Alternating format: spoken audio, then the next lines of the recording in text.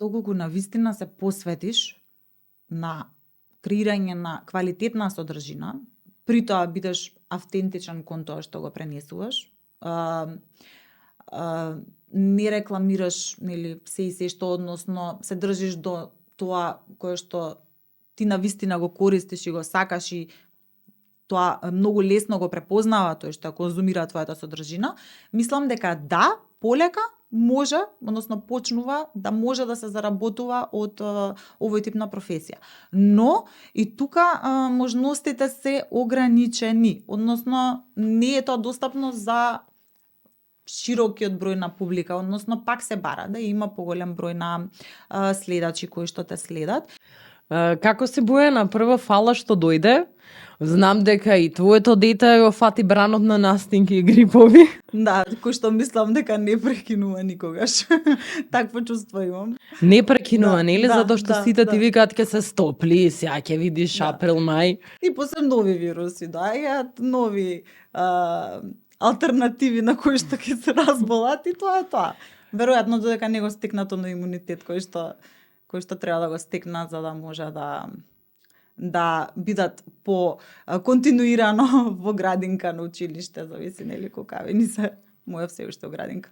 Јас мислев дека ќе ми откажеш и ти затоа што уште една жена требаше неделава да дојде на снимање и беше истиот муабет. Да. Детето е болно, кога ти го видов вчера сторито, мислам дека ќе полуде. Да ти кажам и кога го ставив сторито, отпосле ми текна дека може и ќе го видиш и ќе си помислиш леле каква е ситуацијава да не се откаже, ама среќа веќе е многу подобар.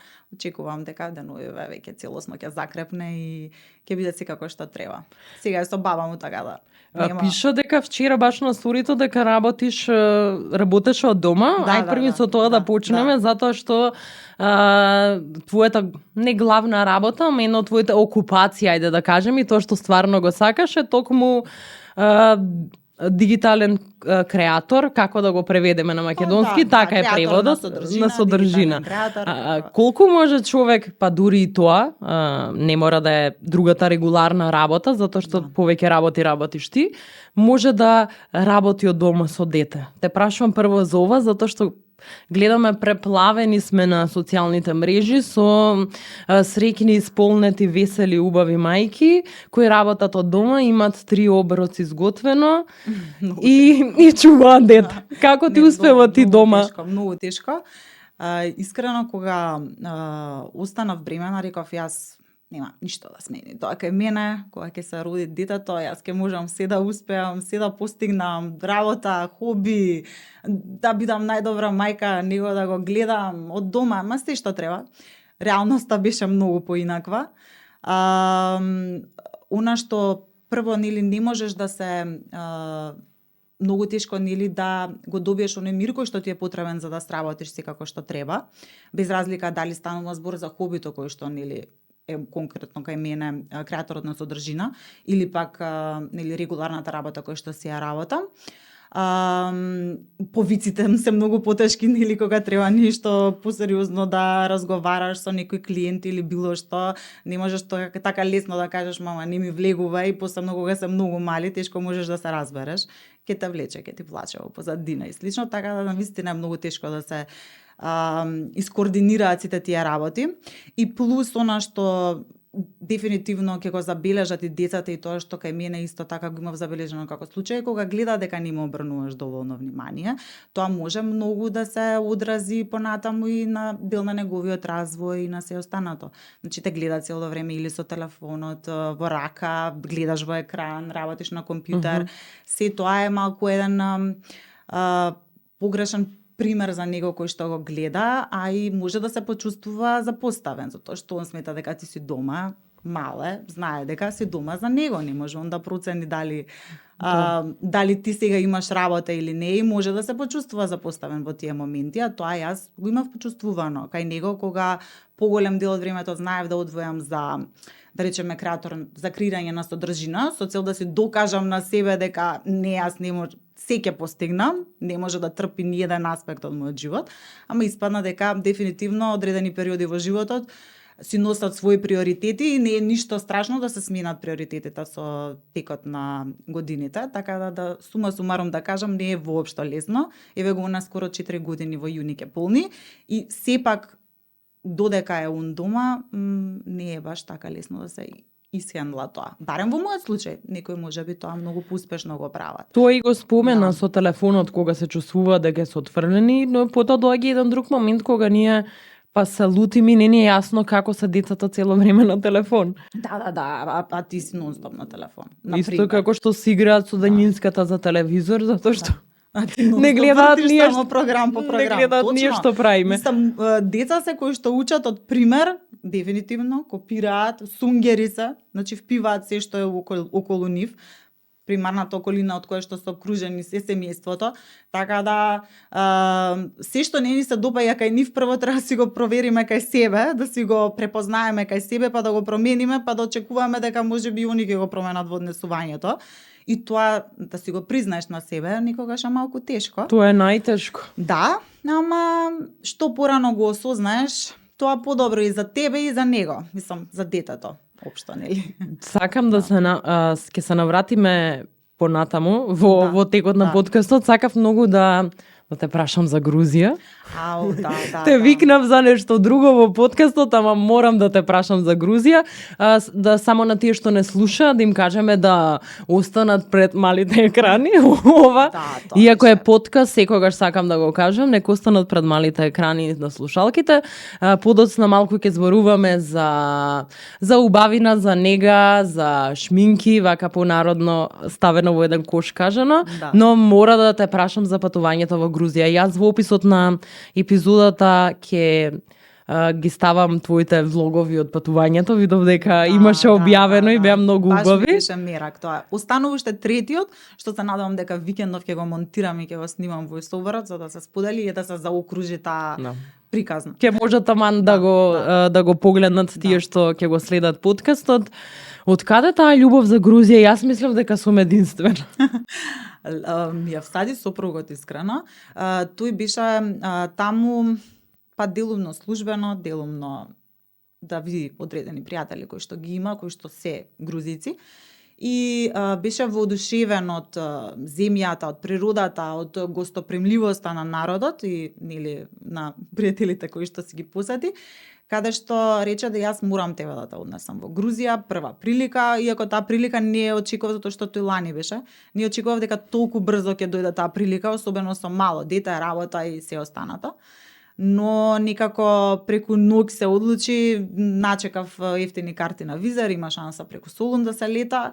Ајде, вика, одиме на еден продолжен викенд. Требаше да идеме со наши пријатели дополнително, ама заради ситуацијата со пасошите нема, веќе беше планиран патувањето после февруари, нема пасоши со новото име и заради тоа мораше да се да останеме само ние, јас и он, да го направиме патувањето, што воопшто не ни беше лошо. Нели? И морам да кажам дека се што ми пренесе беше баш така, дури повеќе од земјата, навистина еден спој на историја и модерно, не знам како да кажам, има многу што да се посети. Ако сакаш скијање, го има Гудаури, кој што скијачкиот центар каде што можеш да одиш на скијање, ако сакаш да се почувствуваш како да си во Дубај, оди во Батуми, ако сакаш да одиш во Тбилиси да почувствуваш душата на Грузија, можеш да отидеш и таму и така. Во кои градови бевте вие? Ние бевме само во Тбилиси, затоа што буквално бевме 3 ноќевања, 4 дена, од кои што пола во пат ни отиде. Али и беше февруари, но беше доста студено, морам да кажам. Така да дефинитивно би сакала да го посетам, да ја посетам земјата кога е потопло и да идам исто така на скијање Гудаури, мора да се. А во Батуми јас би сакала во Батуми да отидам. Да. Бидејќи е на море, имам пријателка што е од таму. Можеби, не, следен пат сигурно би се организирале да имаме подолго време нели за шетање и тогаш пак би ги споила можеби Батуми и Тбилиси. така, затоа што Тбилиси не би го заокружила, затоа што пријателите кои што ни се таму навистина ни се при срце. Вие сте имале и локалци. Да. Па бога ми, затоа што имавме локалци да не прошетаат, навистина беше една набиена агенда, ама видовме многу од градот и од околината и традиционална вечера со песни, со игри. Тоа беше нешто што на Јован, на супругот беше останато да го искуси од Грузија, го немаше искусено претходниот пат, така да навистина беше набиена агенда, ама многу доволно, нели, за да се осети душата на градот и да се види што се има Грузија да понуди и конкретно Тбилиси да понуди, затоа што, нели, само таму и бев. Виното ти се свиѓаше ли? Бидејќи е значи, најубавото вино го имаат. Да. Види сега, јас сум си ги сакам нашите македонски вина, така да еве не можам да кажам дека е најубавото вино, но покрај нашето. Да, покрај нашето е исто така прекрасно грузиско вино, затоа што они имаат познати се и под, значи имаат и суви црвени вина, но ги имаат и оние малце посладки вина, на кои што јас не сум голем љубител, ама Јова не, така да кога седнувавме во ресторан, јас бирав red dry wine, значи суво црвено вино, тој си ги бираше сладките, али посебно се познати по тие малку посладки вина, поовошни ноти на вината. Храната, традиционалната храна. Дали хачапурите ти се свиѓа? Значи не може, да, хачапурито прекрасно. Какви јадевте, нели има повеќе видови зависно од регионот? Значи како се викаше? Со јајцето горе? Да, со јајцето горе. И едно и плюс со кашкавал како пица со тоа име рули. Ете, така име беше. Рули, да. тај ти им се најпознат. Тоа и во самиот има од озгора. Тесто и од озгора. Тоа е така доста појако. Ама не знам, стварно аџариско ете така беше, аџариско качапури, да, аџаријан, качапури, како и да е точно. И кинхалите си исто доста убави. Да, тоа без тоа не може да се промаши. Јас класичните ги сакав со милено месо што се полнети, ако има да се избере и со компир варен, со печурки, со сирење, дури има и благи качапури, па ја кинкали, со полнети со чоколадо, со јагода, значи малина, навистина има голем избор, има цела индустрија направена од тоа кинкалито.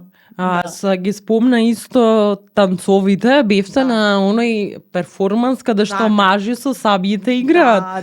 Со црвена носија облечени. Знаеш како беше баш беше еден преубав ресторан каде што има традиционални танци и традиционална грузиска музика и беше со паузи, да речеме ќе се одигра оден танц, па после тоа си тече бендот се свири грузиска музика нина традиционална и танците беа од различни региони од Грузија кои што се типични за тие региони и еден од тие танци беше каде со мечовите, мислам со сабите, борба помеѓу мажите.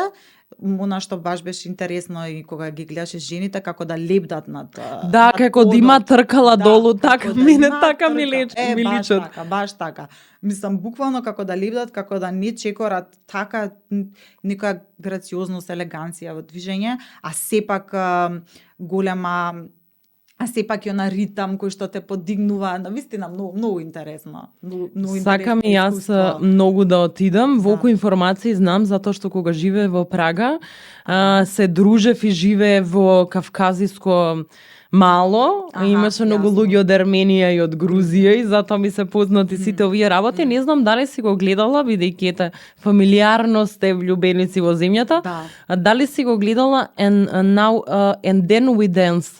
Филмот има многу награди освоено, грузиски, токму за луѓе што се во играорна се вика кај нас, како и да се вика, што додатна играорна е веќе го кажам, на танци. И е многу убав филм, има многу награди добиено. Ќе го оставам и тоа во опис на профилот. Обавезно. На епизодата ќе ти го пратам и тебе за да го гледаш. Баш сакав да те прашам бидејќи е еден од попознатите нивни филмови годиниве. Навистина е дестинација која што можеби не е толку актуелна, иако откако ние бевме, забележав уште неколку луѓе кои што што ги познавам, кои што биле, од кај нас, така да изгледа полека почнува да станува некоја подостапна дестинација. Значи, еве, чисто информативно, може да се лета и од Скопје преку Истанбул, но така картите се многу поскапи, околу, не знам, 300-400 евра, зависи како ќе ги начекаш. А вака беше околу 120 евра за двајцата со визер преку Солун, нели? Солун Кутаиси, па после од Кутаиси мораше да се земе автобус до Тбилиси. И колку часа е тој автобус, да речеме? Околу 4 часа. Да, значи затоа има така. Ама да, ако седиш повеќе денови е баш исплатливо да не си на трчање. Што да ти кажам, и ние за 4 дена па ме беше исплатливо затоа што прво таа промена од секојдневие секогаш е добра дојдена. Секако. А второ, вреди да се види местото. А ако можеш да одвоиш барем една недела за тој потфат, тогаш би било уште поодлично, за да не се осети напорот од патувањето. И за вас било полесно, не сте требало сами да истражувате, значи друго е која знаеш човекот таму го зборува јазикот, ги знае местата, е најубаво. Да, не превзема, буквално и бевме под нивна закрила за да не прошетаат секаде каде што треба. Само првата вечер бевме во собствена организација, веќе од утре дента во пладнето бевме под нивна закрила и секаде не шетаа каде што требаше според нив, нели, да видиме некои места и нели нормално некои места за кои што ние имавме желба да ги посетиме, одредени цркви кои што сакавме да ги видиме, затоа што општо како народ се многу побожни, они се православни христијани и тука сме доста блиски од тој аспект, нели, како народи. Имаше многу голема култура и традиција на одење на миси во недела, црквите беа навистина полни, ние бевме исто. Што не е случај кај нас? Не, па знаеш како јас не сум забележала, ама види, може јас и не идам, така да не би можела да кажам, али ете не би можела да точно да споредам, но таму навистина ми остави тоа голем впечаток, затоа што буквално се празнеше градот и сите се знаеше дека се од тој период, не знам да речем, од 10 до 1 долго траеше таа некоја неделна миса, сите беа во црквите кои што им се најблиски во пределот каде што нели живеат. Така да, интересно во секој случај, дестинација која што вреди да се посети, затоа што нуди многу, нуди и одличен ноќен живот, значи доколку си, нели, љубител на тоа, прекрасни ресторани, прекрасно вино, прекрасна храна. А цените? Трговски центри кои што можеш да ги посетиш за шопинг, така да, навистина има што цените. Па не е нешто што не ни е достапно, можеби за нијанса поскапо од кај нас, зависи што ќе се одлучиш и зависи каде ќе седнеш. Да речеме едно парче кинкали беше околу па под евро или евро и нешто, сега малку кога ќе ги споредам со ларите грузиските, тука малце ќе се избунам за да ги споредам, ама дефинитивно не е нешто што не можеш да си го дозволиш. Но не е Париз или Лондон, па да е прескапо. Навистина, не е нешто што не можеш да си го дозволиш. Има и доста стрит фуд каде да си земеш ако сакаш нека улична храна, хинкалито исто на секој чекор го прават, секако дека има разлика каде ќе седнеш, нели, си знаат тие и традицион. Мислам што се локалците каде е вкусното хинкали кој што можеш да го пробаш, така да али секаде можеш за пристојна сума на пари да си ручаш, да си вкусиш вино и така. Мислам литро вино беше околу 600 денари, така нешто, што значи не е ништо толку драматично. Скапо. А мислиш ли дека имаме предрасуди? Јас барем немав никаква представа некоја за тие земји, додека не запознав луѓе од таму.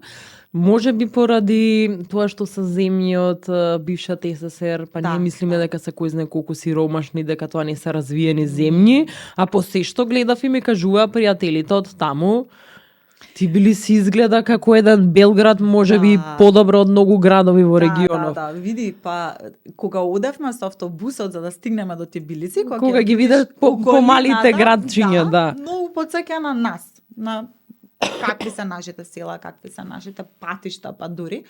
Но Тбилиси како Тбилиси, затоа што само за него можам да зборувам, затоа што само таму бевме, е навистина еден, пак ќе речам, спој на традиционално и на модерно, каде што се е толку дигитализирано, па дури од аспект на владини работи кои што треба да ги прават, не знам, информации, пријави, пошто кога правевме муавет, се е некако централизирано кога правевме. Пошто со новинар беше таму. Да, пошто со новинар бев таму, да. Сам ги слушав и тие некои работи кои што можеби мене не би ми текнало да ги прашам, ама ги дознав. Дури имаат и метро, кое што од советско време е одлично одржано и така да има две линии кои што го покрива речиси цел град со тие метро станици, метро линија кои што олеснуваат нели движењето доколку сакаш со тој јавен превоз, транспорт да се движиш. Што многу луѓе се изненадија кога слушнаа дека има метро во Тбилиси. Она што ми се допаѓа е тоа што и старите некои градби кои што останале од советско време се трудат да ги пренаменат во нешто современо за да се искористат и понатаму. Например, старата винарија која што им била во самиот град е сега направена како едно местенце за млади полно со барови, ресторани каде што таму живее ноќниот живот и едноставно простор за дружба, за собирање нели на младите, нормално нели на постарите, не мора на младите. Исто така стара печатница од советско време, пренамената во современа библиотека и читална, каде што можеш таму и да учиш, coworking space, каде што може да се работи. Дури имаше отворено еден преубав ресторан кој што кажа дека е еден од најубавите таму, кој што исто така беше дел од таа поранешна печатница, стамба. Искористиле така просторот. Го искористиле просторот, го оплемениле и така наместо да се руши, да се гради нешто ново, тие веќе постоечките градби ги има реновирано и искористено за нешто современо, да речеме. Затоа викам спој на традиционално и современо многу може да се забележи. Исто така поранешна шивална беше претворена дел во како хостел, хотел и исто така како хаб за млади, за развој на мали бизниси. Тоа во многу такви земји, бивши социјалистички, комунистички го прават. Тоа може и во Словенија да се види, во Србија да се види, во Прага има касарна, што е огромна, не знам тука кај нас со кој простор да ја споредам, Александар Палас да речеме. И внатре има баш нешто, да не како да го преведам на чешки, мислам дека е нешто како кај нас млади хаб. Добро. Такво нешто, има неколку кафичи, надвор има како да се запали оган, како камп да се направи, така што мислам дека во многу такви земји ги рециклираат старите простори, затоа што ако се срушат, веројатно ќе никне некоја зграда како кај нас што никнуваат секакви згради и нема да се вклопува со просторот. Така, знаеш, ова плански како што ништо било се задржува самиот изглед, а се е така оплеменато и модернизирано. И она што исто така ми се допадна е тоа што многу си ги ценат своите дизајнери, грузиска мода, цел еден кога ќе одиш во трговски центар, цел еден спрат, па може и 2 спрата беа наменети само за грузиски дизајнери, нивни продавници, концепт продавници, и тоа е нешто што мислам дека кај нас многу недостасува и баш ме воодушеви тој момент дека им оставаат простор на грузиската мода и грузиските модни дизајнери каде да продаваат, да ги прикажат нели своите креации и да бидат се подостапни нели за и широката јавност, па и за странци како нас, затоа што навистина беше интересно да се зирне, да се види како од каде инаку ние би виделе грузиски дизајнер тука во Македонија. Сега мене пошто тоа ме интересира, затоа и тоа ми остави како нели печатот. Да, од каде би виделе инаку некој што е од Грузија, нема да го најдеш кај нас на ревија или во продавница. Точно.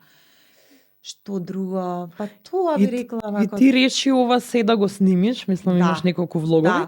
Колку таква содржина на македонците тука им се допаѓа и колку е присутна од наши инфлуенсери, креатори на содржина? Во последно време мислам дека се поприсутна станува, односно да се гледам дека голем број на креатори на содржина кои што патуваат, сакаат да го регистрираат тоа патување низ нивниот објектив, дали по пат на фотографии или по пат на видео.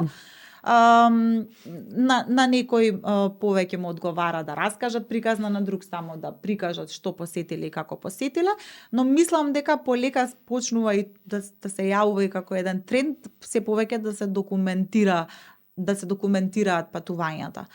Дури ако не си специјално насочен како да си травел влогер, односно креатор на содржина, од кој што нели примарна содржина која што би ја прикажувала се патувањата. Тоа мислам дека е така затоа што веќе полека после короната почнавме малку да се отвараме се повеќе кон патувања. Јас оваа година бев пресрекна што направив дури 2 патувања, бев службено во Милано и сега нели претходно во Грузија со супругот, затоа што за време нели на короната и има мало дете, мислев дека леле ќе дојде ли пак тоа време на патување за мене, затоа што претходно навистина сакаме многу патувања и фамилиарно, што претходно нели со моите родители и сестра ми и со Јован, уште додека бевме дечко и девојка, гледавме да се организираме барем 2 патувања во годината. Друго не ни беше важно, можеби нема да се дозволиш, ама ако може некои 2 дестинации нови да се посетат, нас многу ни значеше и некако тоа многу ми фалеше последните години. Тогаш не бев некој си голем креатор на содржина, односно повеќе мојата содржина беше насочена кон рецензии за шминка и козметика и не ми текнуваше, а и не сакав толку многу да се покажувам себе си со ликот и со се останато. И некако баш ми беше жал, си реков, леле, барем да ги документирав сите тие моменти кога ги шетавме, сега каква содржина ќе можев да ја кажам, да ја споделам. Да. Поделиш. И сега кога бе во Грузија, баш сакав се да снимам колку што можам повеќе и за свое задоволство и за спомен или од тоа патување, но и навистина ми беше желба да го раскажам нашето искуство и да видам дали тоа ми лежи и дали ќе го направам на некој креативен начин на кој што наликува на мене. И тебе ти се допаѓа, тоа е најважно, тебе дали ти се допаѓа. Ми се допаѓа, ми беше интересно, ми беше предизвик и нели припишувањето на патеписот, односно нели текстот кој што го снимав како voiceover над видеото, сама си ги монтирам видеата така да се тоа ми е креативен процес кој што ми исполнува, можеби малце одзема време, но е нешто што мене лично ми исполнува и ми дава оној креативен порив кој што ги имам да го изразам на тој начин. Доколку би можела во текот на годината и почесто да патувам, сигурно и повеќе такви видеа би имала. Сега за сега еве тие се тие кои што можев да ги направам, но пак ќе речам да се вратиме на прашањето, се повеќе забележувам дека има креатори на содржина кои што сакаат да прикажат низ некој си свое видување како поминале на тоа некој патување, иако не се тоа многу на број. Реално не се голем број, ама мислам дека се повеќе ќе се ослободуваат да креираат и така. Спомна дека не се многу на број. Мислам дека општо во оваа сфера, иако ние исто кој за подкастиве, сакаме да кажеме дека има многу луѓе што создаваат нешто на Инстаграм, на социјалните мрежи, нели продаваат, дали тоа продаваат влогови од патувања, дали некои рецензии и така натаму, но мене ми се чини дека нема баш толку многу. Ние не можеме ни со регионални пазари да се споделиме, далеку да се споредиме. Само забележувам дека има тенденција на раст се повеќе од креаторите на содржина да споделуваат и ваков тип на содржина. Тенденција на раст, но тоа во споредба со било која од регионот, да речеме, кој што се достапни, е неспоредливо. Ти спомена дека ти е хоби, кога те прашував, на почеток кажа, и дете, и хоби, и работа. Тоа е поради избор или кој е твоето мислење, бидејќи си, претпоставувам, патуваше во Милано службено, знаеш како стојат и во една Србија работите и во другите земји од Западен Балкан. Може ли од ова да се живее ако сакаш да живееш од ова во Македонија? Во Македонија јас сметам дека доколку навистина се посветиш на креирање на квалитетна содржина, при тоа бидеш автентичен кон тоа што го пренесуваш, не рекламираш, нели, се и се што, односно се држиш до тоа кое што ти навистина го користиш и го сакаш и тоа многу лесно го препознава тој што конзумира твојата содржина, мислам дека да, полека може, односно почнува да може да се заработува од овој тип на професија. Но и тука можностите се ограничени, односно не е тоа достапно за широкиот број на публика, односно пак се бара да има поголем број на следачи кои што те следат и да се креира... Што значи тоа? Па, дека е важно многу следачи да имаш. За да ти биде, мислам, според мене, мислам дека за да ти биде платена соработка, голем број гледа да има над 10.000 следачи. Барем јас имам таков впечаток. Так. Да. Но секако се гледа енгејџментот, значи колку некој реагира на дали твоите објави. ќе продадат нешто тоа што си го објавила. Колку си атрактивен за гледање, за пренесување на содржина, дали имаш ти заедница која што со тебе комуницира, пишува, те следи, те сака, едноставно, ево, се engagement, така ми доаѓа на англиски да го кажам, едноставно е со тебе во одреден однос во кој што, да речем, и пријателски однос. Тоа се препознава, тоа се гледа и нели посериозните компании, маркетинг компании кои што ангажираат инфлуенсери или самите поголеми компании, нивните маркетинг тимови, секако дека бараат и да се покажат статистики на профилот, колку навистина се тие следачи, реални следачи, дали се лажни следачи и слично и колку од тие следачи реално со тебе комуницираат, односно оставаат и лајкови, и коментари и воопшто има некаква непосредна комуникација со тебе, затоа што само на тие секако дека ќе можеш да влијаш, не влијаш на сите останати кои што ради реда кликнале. А да, тоа ќе те прашав, бидејќи имам многу, еве да речем и во светот, не мора кај нас само, има многу профили што, еве ќе ги кажам како профили, нели?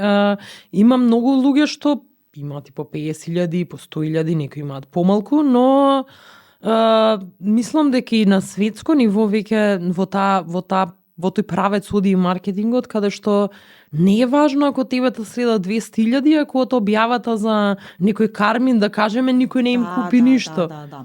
Затоа што ние сме малци се ирџи сега, има луѓе што изгледаат поатрактивно, што е нели во ред.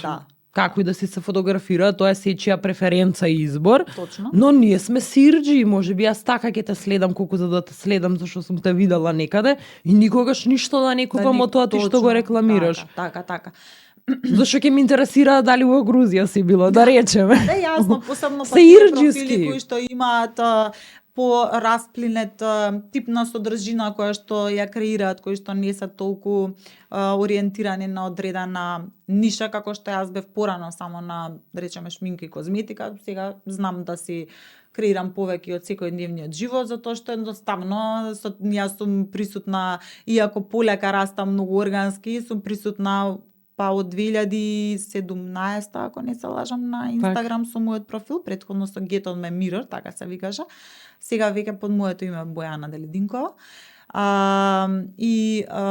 Додека нели полека растеа тие следачи, јас остварував соработки, меѓутоа тие го препознава мојот искрен пристап кон рецензиите и мојата непосредност кон следачите.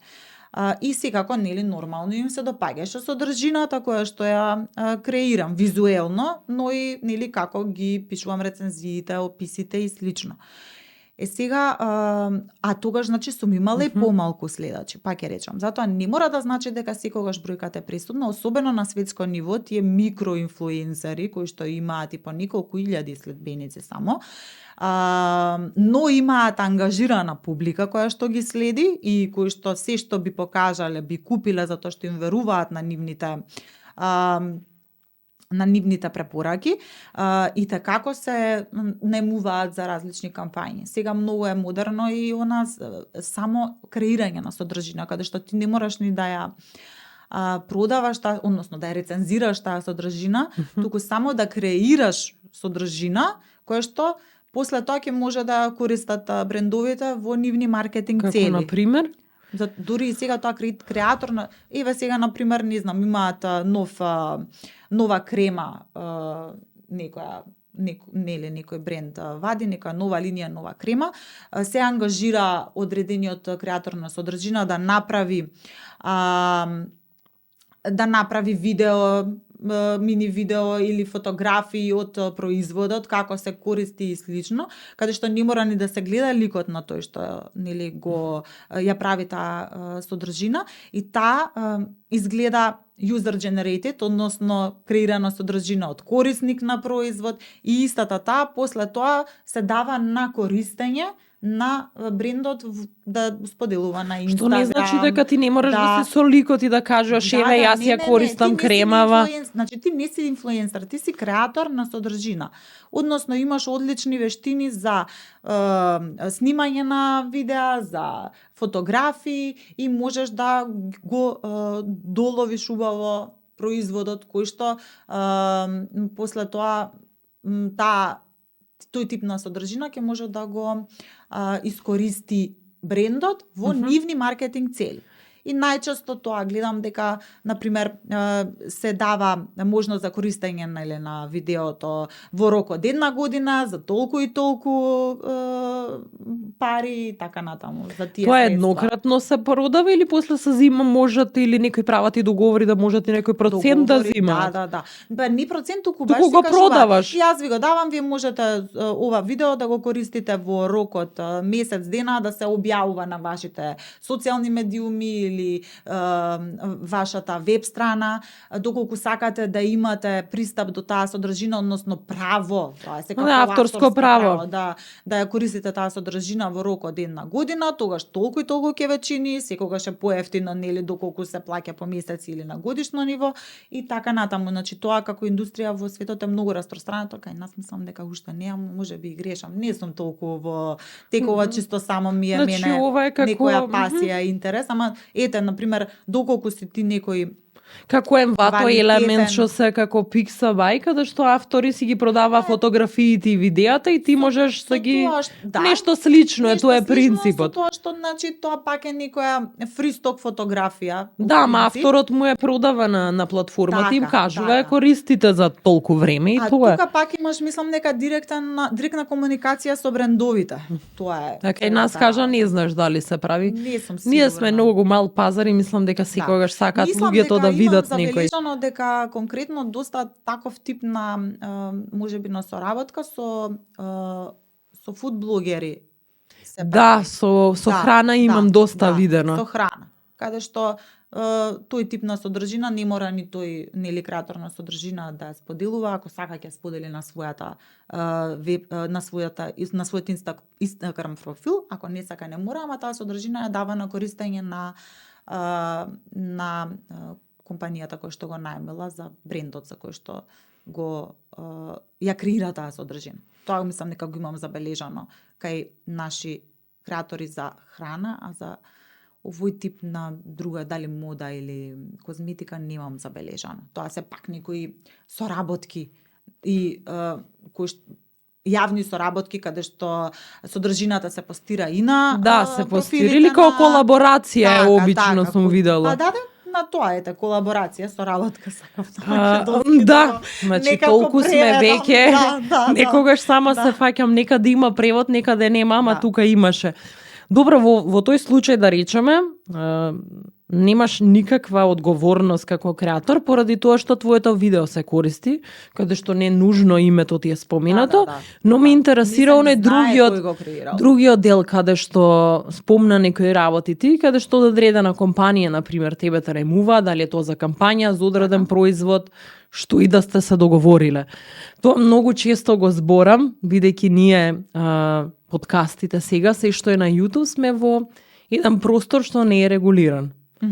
Тоа што ти е хоби или една од работите, ајде ќе ги кажам една од работите, затоа што верувам дека ти одзема доста време покрај другата работа. Но одзема доста време, а мислам дека ако би се посветила 100% на во овој степен во кој што го имам искуството на овој тип на хоби да ми прерасне во работа, мислам дека и тоа би можела веќе со ова искуство кое што го имам години, да го работам како нешто посериозно. Да, и прашањето ми беше дали доколку нешто во кое ти не веруваш, некој да те замоли да го направиш, треба да седнувате на маса да се договорите, колку сваќаме ние колка е одговорноста на тоа што се продава и што се рекламира. И јас работам и правам нешто сега што е незаштитено, нерегулирано со закон. Да. Во светот веќе и во Европа има некои напори, се прават некои регистри за луѓе што се на YouTube, луѓе што прават влогови, инфлуенсери, креатори на содржина, подкастери. Кој е твоето мислење, бидејќи некако со леснотија сите мислат дека во интернет просторот може да отиде се. Многу пати се работи за здравје, се работи за па и негата на кожата на косата е дел од здравјето. Има, гледав неколку истражувања, неколку документарци, периодов, може и тие да ги ставам во описот и тебе да ти ги пратам, каде што деца од 12 години користат ретиноли и пептиди, се нешто што не треба да ги користат. Сега, треба веројатно да знаеме каде треба да пресичаме, колку не мора само во држава, колку ние сме свесни која е одговорноста кога тебе те следат 10.000, 20.000 луѓе, кога секој може да те кликне да продаваш било што ќе ти донесе некој ситен ќар, да речеме, затоа што од Баленсијага на никој во Македонија не му се јавили, не му дале 200.000 евра. Да, не, па затоа реков, мораш секогаш кога, барем кога креираш нели содржина на социјалните мрежи, при тоа знаеш дека таа содржина конзумира широка публика, мораш да си искрен прво према себе, после према широката публика. Не може ако не ти се допаѓа нешто или баш ја пред да дојдам на подкастов ја пуштив на кратко и Кике Цветче ја изгледав кај тебе што гостуваш и баш она ја начна оваа тема дека ти можеш можеби еднаш два пати да изрекламираш нешто во кое што не веруваш, но тоа толку се препознава да од тој кој што конзумира содржината да навистина тешко можеш да излажеш некого дека си воодушевен од тој производ, од начинот како ги бираш зборовите кои што ќе го пренесеш искуството. Баш со нези тоа го зборев, ќе те видат луѓе низ град. Сега немаш ти фарба за коса некоја да рекламираш кога си плава со години. И после ќе те видат или за не знам витка на коса или нешто што ти не го користиш. Значи тоа може на краток рок да функционира, но на долг рок сигурно не. Се препознава кога некој искрено користи одредени производи и искрено од срце препорачува нешто и кога некој значи само сака да продаде нешто или за некоја ситна соработка или слично. А мислиш ли дека регистар треба да постои? Па сигурно. Мислам дека веќе полека и кај нас овој тип на заработки или не знам како да кажам професија, веќе се станува се по сериозна и се по застапена и се повеќе се ангажираат креатори на содржина за одредени соработки, кои што верувам дека ваков тип на регистар би можело многу да помогне и на нели тие кои што ќе бидат дел од него, но и општо за регулирање на овој простор. Така и ќе не ќе се израчи веројатно ќе останат луѓе кои следат правила. Мора да има некој ред. Да. Па во светот тоа веќе постои и нели оние барања кои што се бараат и од самите земји да се истакне доколку се користело филтер во обработката на сликите. Има адвокати што работат баш само на цели кампањи на социјални мрежи. Нас се уште го нема, ето тоа е можеби еден начин на кој што може да се регулираат и одредени работи. Во секој случај одговорноста е голема, кај нас е оставено се уште на индивидуална индивидуален избор колку ти ќе бидеш искрен или кон публиката и ќе ти биде грижа дали тоа што го пренесуваш може некому погрешно да биде разбрано или штетно да биде искористено.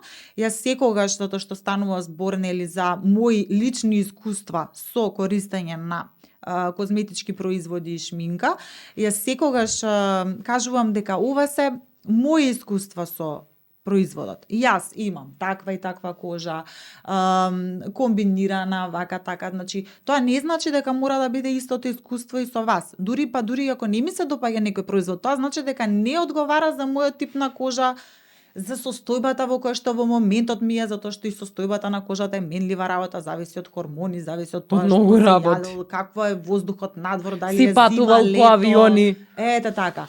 Затоа, знаеш, секогаш мораш да бидеш, да се оградиш и да си и едноставно да ги поттикнеш дека ова е само една информација која што ја добива од тебе. Треба да ги поттикнеш само понатамо да истражуваат дали или може да отидат во продавница и да проверат на лице место, само да ги поттикнеш да отидат. Така, ете така. Затоа што сакам да кажам, не треба здраво за готово, односно сега не се и помогнало прекрасно, сигурно и ке мене ќе направи чуда, не затоа што јас и ти не сме исто. Но ти мораш да го кажеш тоа, ако така, не го кажеш. Така, и јас секогаш си ги кажувам дека имајте предвид дека ова се мои лични искуства со користењето на производите. Дека и јас значи можам многу често кога не го пренесувам само моето лично искуство, јас пренесувам само информации за производот. Значи кои се состојките, што тие би требало да направат за вашата кожа, па вие проценете согласно тоа што ви треба на вашата кожа, дали тој тип на производ во моментот ќе одговара. И нели тука се проткајува и многу едукација низ самите производи и за состојки и за комбинација на состојки и така натаму. Секогаш гледам да бидам што појасна за производите и за начинот на користење, но и сепак да се знае на крајот од денот дека тоа е мое лично искуство. И доколку нели знам дека некои работи како ретиноли што не треба да ги користат, нели, доилки, бремени жени, тинејџери ги користат, детска кожа на 13 години. Да, се знае ретинол над колку дури и јас сум се уште сум премногу внимателна со внесување на ретинолот во мојата рутина.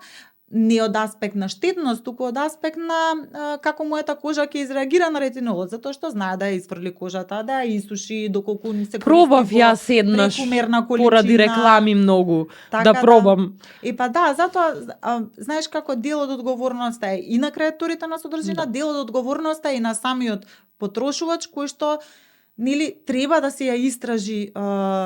Не треба се да зима здраво за готово. Треба да се истражи понатаму за себе, нели, она што смета дека или да праша. Значи доколку не е сигурен за ништо, да праша. Дали добро разбрал или така. Но тој што го ја пласира рекламата, да речеме, мора да се огради од одговорност затоа што во една Америка да живееме. Така. Сакам да кажам да не и навистина да го користел производот. Тоа Ако живееме во Америка, ти не кажеш ова ми одговара мене, бидејќи имам таква кожа, бидејќи имам толку години во овулација сум, не знам што како и да е. Во Америка ќе те тужат, бидејќи купил некој, не му се случило тоа тебе што ти се случило и ќе те тужат. Значи, мој пријател, неговиот брат живее во Калифорнија и работи во градежништво. Не знам баш точно како е, пак со преводите му е професијата, нема врска и они со мрсна боја собите ги фарбале до пола, исто како и нас што има, одредени простори, им оставале кантиче со мрсната боја. И некое дете од куќите каде што ги граделе, земало и се напило или само со прстот земало, бидејќи е дете. Или на дете од 2 години не можеш до крај да му објасниш. Да. И потоа има цела компанија тужено затоа што на кантичките немало не знам што кажано, не им било на родителите кажано дека тоа не е за пиење. Мислам нели? Знаеме дека не треба да се пие. Е толку добро разработено со така што ти да си кажеш дека не треба, па некој после ако мисли ретиноли во очи дека се става, ти не си му кажал дека така треба. И според мене нели да го пренесеш твоето вистинско лично искуство, каде што си го тестирал одредено време производот, а не си го мирисно се ставил или еднаш ако си ставил, да. Ќе го пренесеш. Затоа јас имала ситуации кога ќе речам, кога ќе сака да ми понудат некоја соработка, кам чекајте, во моментов имам многу производи на тестирање, едно лице, не можам. Значи толку е, јас рачунај дека за да направам некоја рецензија минимум месец дена го користам производот. Така не можеш ти се да ставаш без да одмориш. Производи рокот ќе им помине, дур да можам тие да ги отворам, а и не можам да ветам дека јас ќе одговорам со одредена рецензија во рок од 2 недели, кога јас не можам во 2 недели да го почнам производот да го користам затоа што и треба и ти да внимаваш на своето лице, са не можеш што работи да ставаш. Затоа што навистина нели не ми е ни примерна за работка или нити ништо слично, за да можам, мислам, немам по секоја цена се да прифаќам. И дури да тие не треба се распаднеш за да рекламираш козметика. И второ, да, ама и мораш да изолирано да тестираш работи за да знам од кое шо ти е. Од кое ми е, иначе нема да знаеш тоа. И сега, затоа, овој тип на индустрија така повнимателно се трга кон некои работи. Јас сум имала ситуации кај што исто све сум шлапала и посекам чекај малце кај да што правиш. Прво не знаеш што се случува со кожава, пошто сум сакала повеќе работи во исто време да видам или од што ти е мерак имаш многу производи, па чекај да видам и ова, да видам и она. Се додека и сам со себе не си расчисти, чекај има време за се, полека. Прво едно ќе се потроши, па друго, затоа што знаеш тоа е конзумеризмот тешка работа. Значи ќе видиш некој нов производ, вау, леле колку добро изгледа, пошто јас 70% од работите кои што ги рецензирам, јас сум си ги купила. Тоа што мене ова ми е пасија. Значи јас затоа што премногу користев, затоа се одлучи да креирање на содржина. Тоа што јас шминка и козметика купувам на тони, затоа што мене тоа уште од секогаш ми било пасија.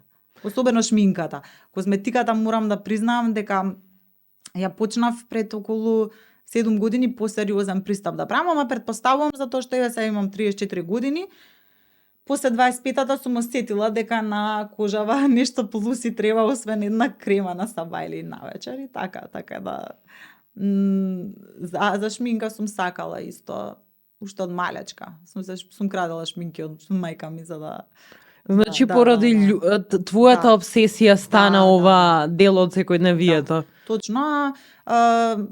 Бизнис имам дипломирано и затоа па креирањето на дигитални содржини, социјалните медиуми, па од друг аспект ми беа предизвик, затоа што сакав да бидам во тек со сите новости, затоа што сепак тоа ми е до некаде беше дополнување, така да речеме. Блогот сама си го креирав со гледање на курс на Udemy што си го платив за WordPress и така си го креирав сама блогот, затоа што се сакав пешки да идам самата да го видам тој процес и да научам нешто плюс ново, пошто мене тоа ми е желба, јас се сакам да опипам кон се што почнувам ново, почнувам темелно и студирам кои чекори како што се треба да ги направат и сакам кога јас ги правам, затоа што го сакам тој процес на учење. Цело време сум бубалица по буквално сакам кога учам. Значи кога нешто немам научено, кога стагнирам или имам чувство дека стагнирам, тоа не можам да го поднесам во било кој аспект од животот. Блогови се читаат кај нас, кој е твојот впечаток затоа што мислам дека нема нешто многу како да се враќа малце блог сцената, нема општо многу. На сега ги нема, ниво. се стопираше едно време. Да,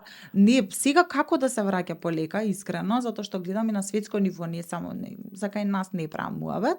А лично јас би го вратила пишувањето на блогот само од мои лични себични побуди, односно јас многу обожавам да пишувам и кога веќе со години плаќам хостинг и домен, да го искористиш. Зошто да не си ја искористам таа платформа која што сум си ја направила, која што сум се потрудила сама да си ја креирам, да не за да си пишувам ета што ми лежи на душа да си пишувам. Ако порано било само рецензии за шминка и козметика, сега можеби и мои ставови мислење на некои теми. Затоа што сега одинашно време со сите овие платформи кои што се не се ставени на располагање, секој може да си го најде својот начин на креативно изразување и да си ја најде својата публика, па дури да не си ја најде својата публика, да излезе тоа од секој што сака. Да разграничиме затоа што некако на многу емисии, на многу подкасти го слушам тоа охрабрувањето дека сите сакаат нешто да работат и после ги снемува. Истото се случува со подкасти.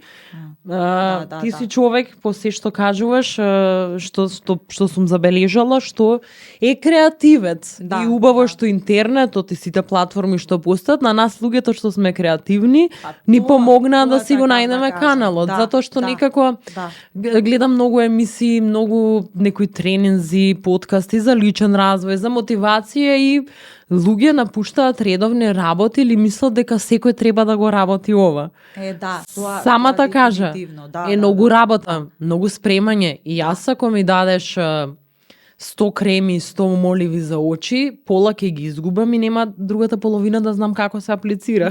Значи не е за секого се.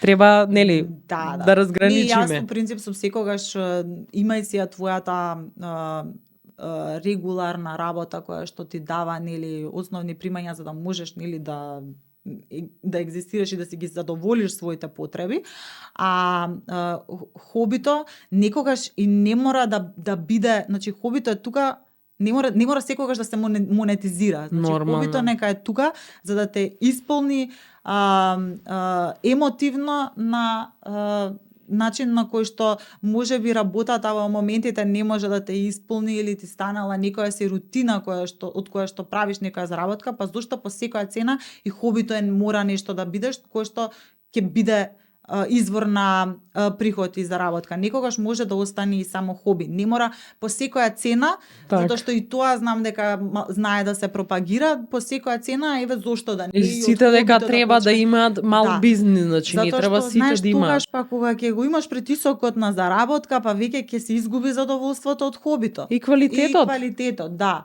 Така да тука некој баланс може да, мислам, мора и може да се најде и сепак пак ќе речам тоа е индивидуално. Никого не осудувам, секој се знае и да си прави како што сака, но да не го чувствува притисокот дека доколку остане на работа од 9 до 5 дека не е успел во животот. Значи секој си има своја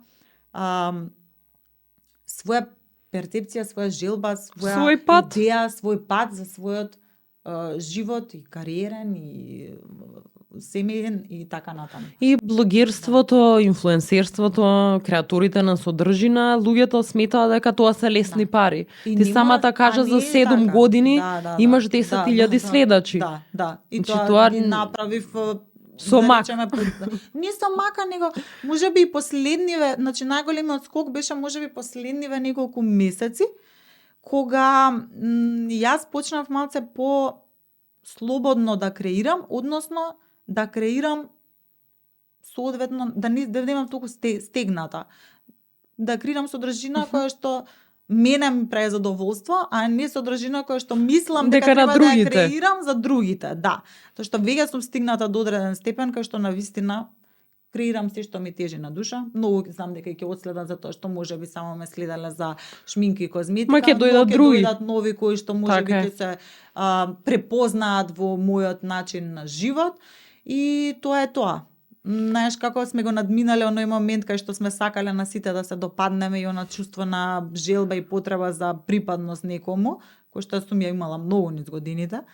Тоа чувство дека морам да се прилагодам за да ме прифатат и сите да ме сакаат, додека не сватив дека не мора сите да те сакаат, за да ти мислиш дека си успеал во животот, баш напротив.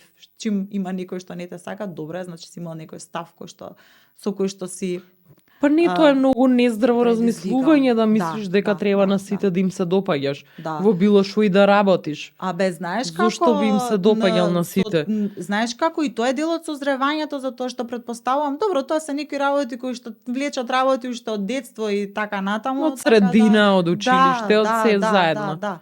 Но не е дека не се сите сме поминале низ тоа. Тоа сакам да кажам, не е дека не се присутни кај луѓето, ама со тек на време ги осознаваш и работиш на нив и кој до каде можеме стасуваме, си треба за се време. Секој, пак како кажавме, секој со својот пат. Баш. И што на блог сакаат луѓето да читат, и пишав и јас, имаше прашање ставено. Да, ти ми кажа дека сакаш за негана коса и а тоа никој као да не пишува сега, извини, ама не пишуваат луѓе за тоа. Има сега ќе ги спомнам Ministry of Skincare, они доста на нивниот профил. Јас и Магнолија ја следам. Епа многу и одамна. Исто така, сигурно за има она за коса, и да. за се кажува. Јас искрено сега би можела веќе да кажувам за коса, затоа што морам да кажам дека долго време јас користев 2 производи и тоа беше тоа, навистина не посветов толку многу внимание на негата на коса. Особено нега на коса постпартум. Така сакам да кажам.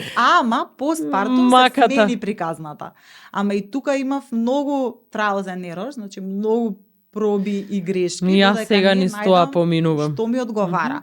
Сега веќе имам нека рутина која што ми одговара и од која што сум задоволна, што би можела да ја пренесам и што пак ќе речам, тоа е за моите потреби и состојби, не значи дека истото ќе одговара на тој некој кој што ќе прочита. Може би ќе инспирираш некој друг исто да прави таква содржина. Така да, за тоа сигурно ќе пишам и ќе следам некој Инстаграм пост. Бидејќи јас имав многу по-дефинирани локни се, знаеш како иде муабетот постпартум, со паѓање коса, со одсекаде растење коса.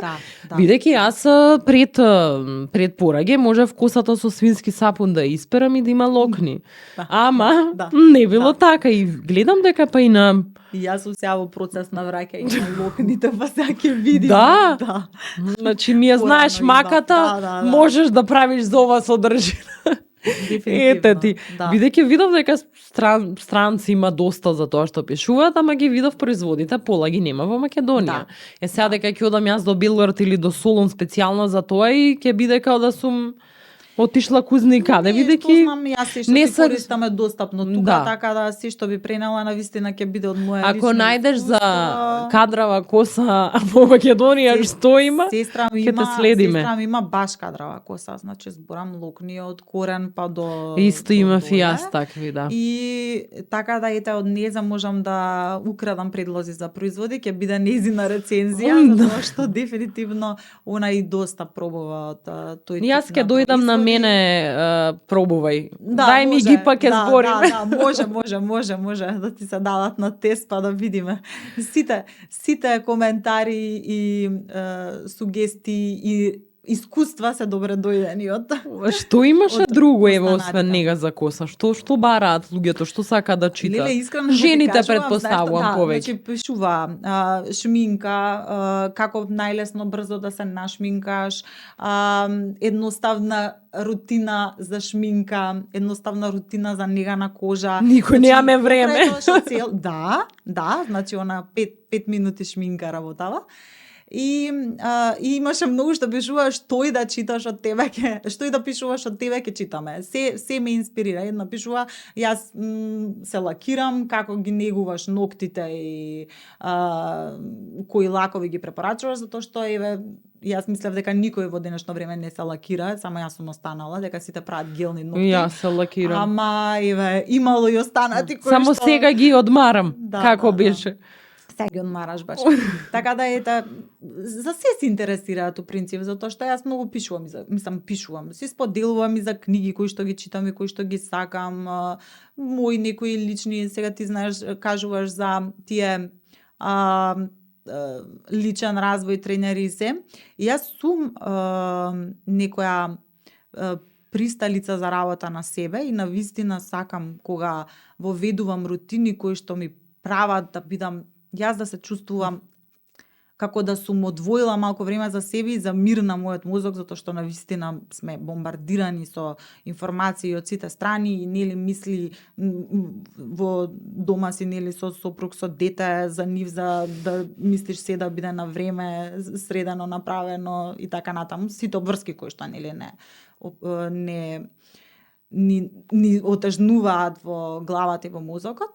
Но нели никогаш не сум за онаа токсична позитивност која што се пропагира, односно секогаш сум да се најде она што, значи супер, сите примери од сите да се земат и супер ова фино прави, ама да видиш што на тебе ти одговара. Тоа што во различни периоди во животот различни работи мене ми одговара.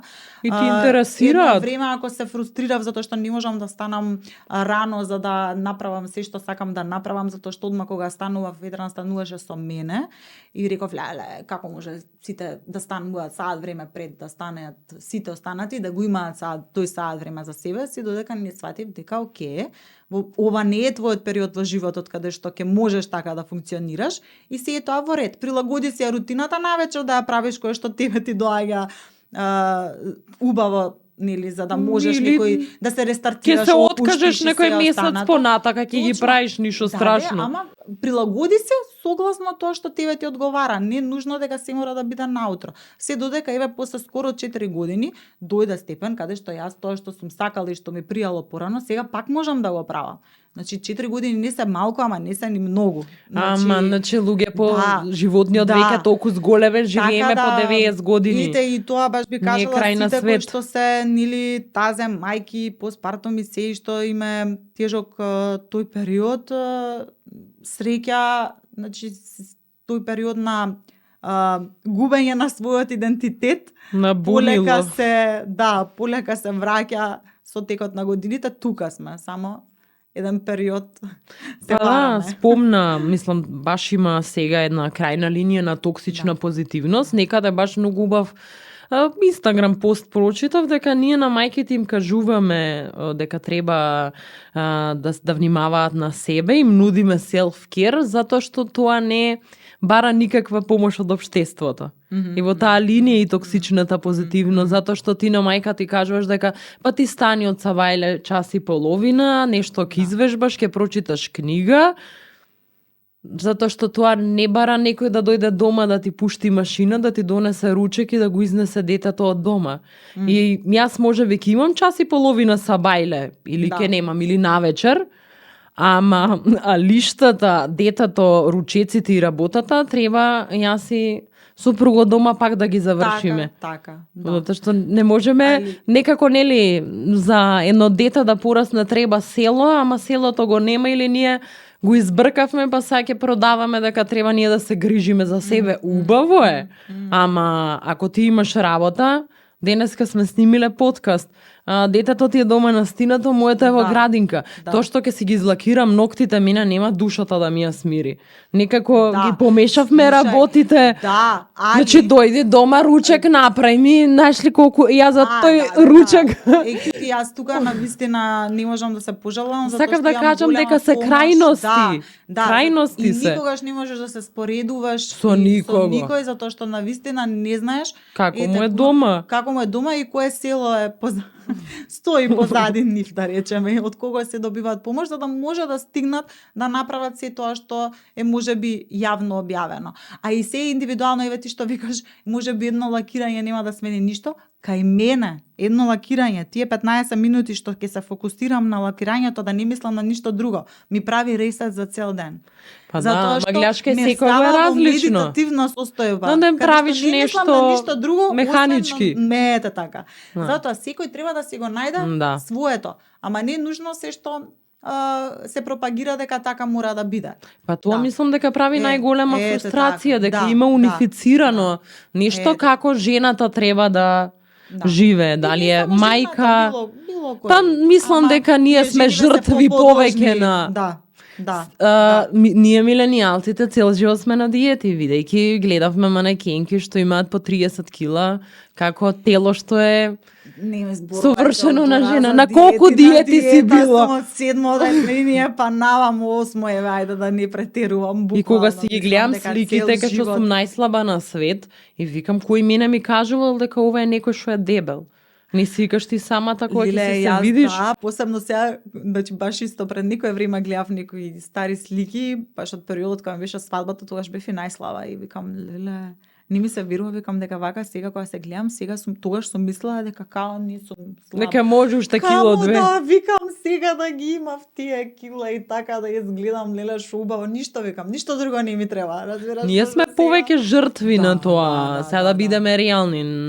Кај мажите и сега гледам дури на нас содржина на Инстаграм, на Јутуб, кај нив е повеќе дека сите бизнисмени треба да бидат у теретана, додат малце така. Да, види и кај нив има, буквално да, ама и кај нив има Ние исто притисоци. Да, ние сме да биле се од стигне секогаш жртви поише. Да се биде некоја hustle culture и кај нив се пропагира доста, така да секој не можеш да кажеш дека само ние патиме од тие некои наметнати Не, ние стандарди. патиме од секаде, од кога има магазини со манекенки што се најслаби. Реклами на телевизија. Сега тоа со социјалните мрежи е 10 пати повеќе интензивирано. Ќе пишуваш ли за тоа? За проблемите на знаеш како една мајка што Сабајле треба да гости детето во градинка да отиде јас радо на работа и најверојатно и ќе пишувам, но тоа е некоја сензитивна тема на која што би се потрудила да бидам точно искажана, делумно не погрешно сватена, да.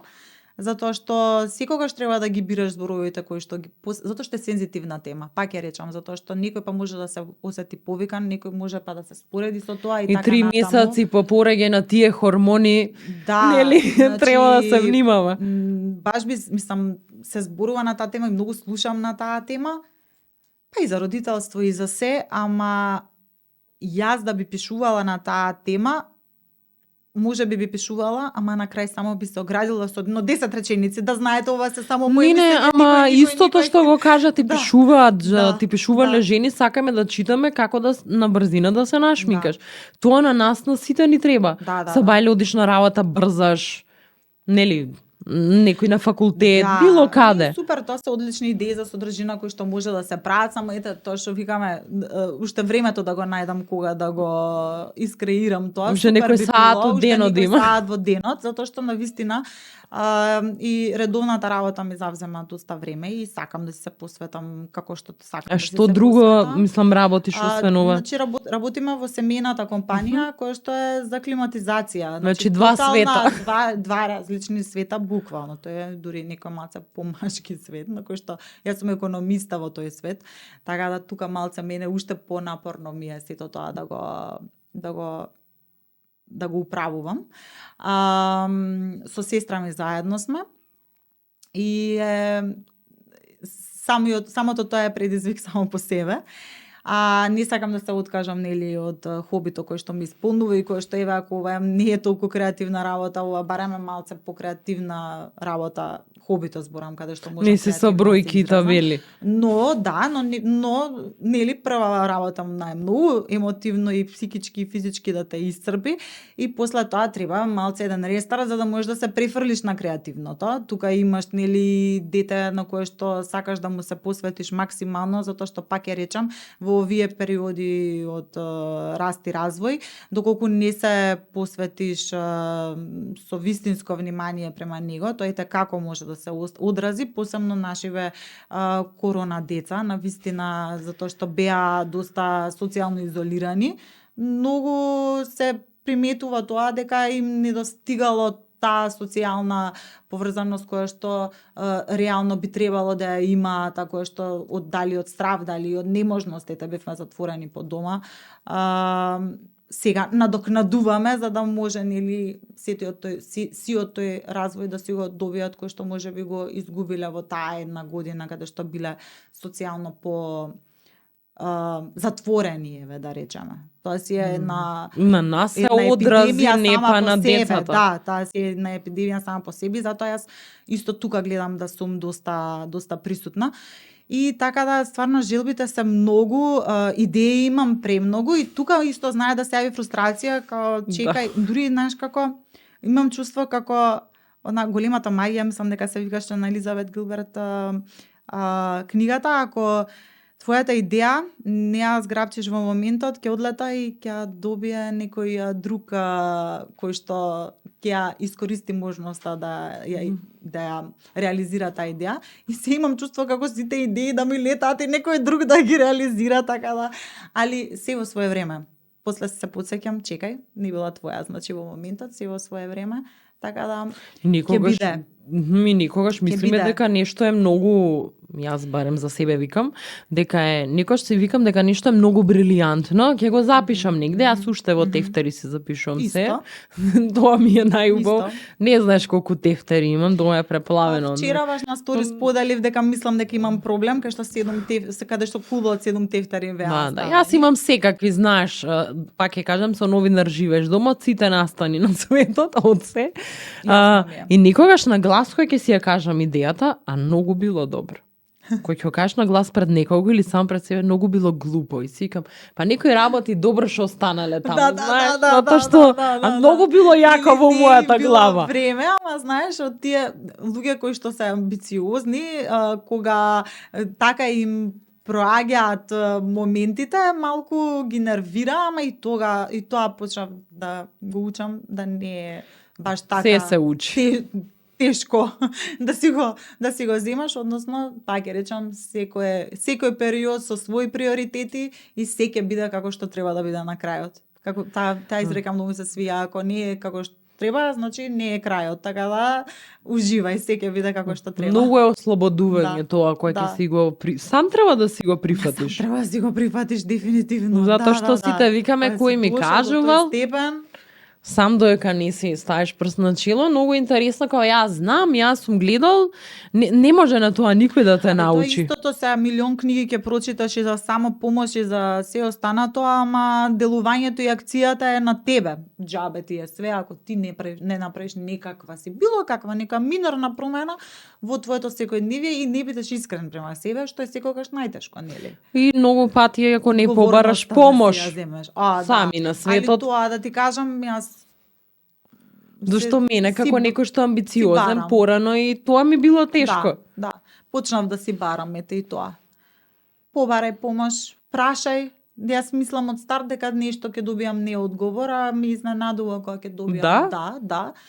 Затоа што сценариото кој што можеш ти во глава си го направиш, е секогаш 10 пати полошо од реалното сценарио кое што навистина ќе се случи. А не е дека на некој бараш куќа да ти препише, па толку го обмислуваме. Да, па не толку и за помошта, него и општо за било што во животот што можеби ти е некаква си кочница за да не почнеш нешто да правиш.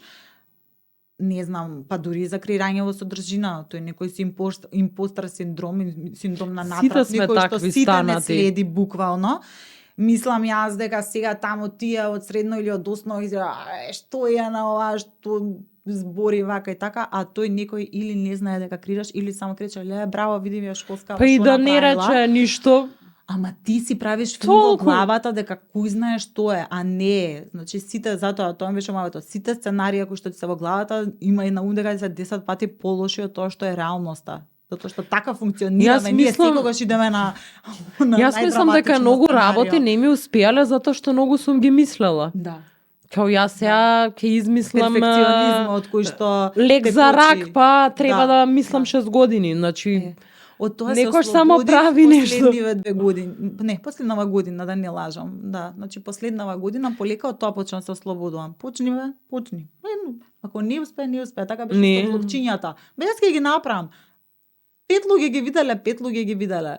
У принцип јас и по тоа колку вјус има, а колку мислам дека се е душата дадена во нив, мислам дека не ги добиле вјусот кој што може прегледите, кој што може би ги заслужиле, кој што може би некои други повеќе би ги добиле, а после си реков, се потсетив зашто ги направив. Чекај, не ги направив за прегледи, ги направив затоа што сакаш од тебе да излезе тоа што ти си го искусила.